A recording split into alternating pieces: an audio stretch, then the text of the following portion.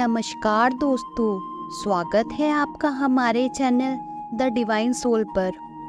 दोस्तों, हमारे कर्म अच्छे हो या बुरे हो, इसका परिणाम हमें भोगना ही पड़ता है। ये हमने बचपन से सुना है। इस विचार का मूल्य अर्थ ये है कि हमारे किए गए कर्मों का परिणाम हमें अवश्य मिलता है, चाहे वो अच्छे हो या बुरे।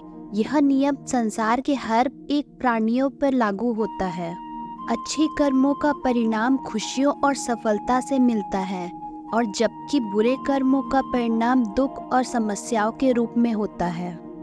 दोस्तों, इसी का उदाहरण देते हुए आज की कहानी सुनाने जा रही हूँ।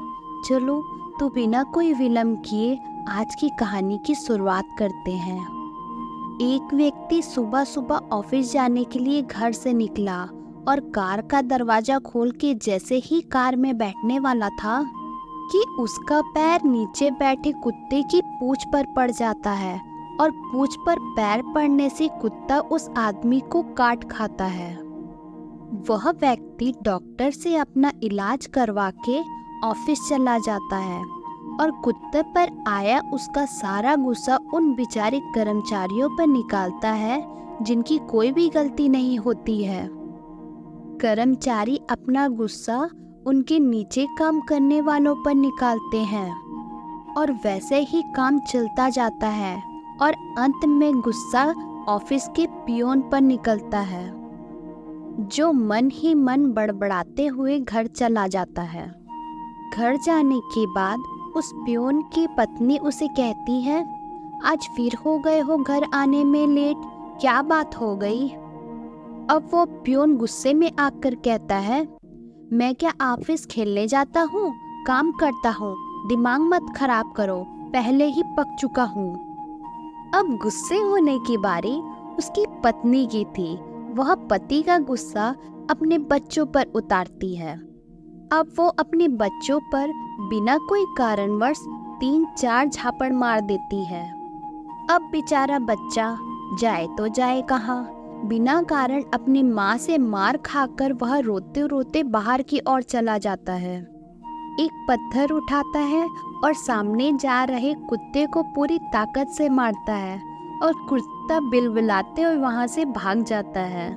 दोस्तों, यह वही सुबह वाला कुत्ता होता है जिसने सुबह उस कर्मचारी को काटा था।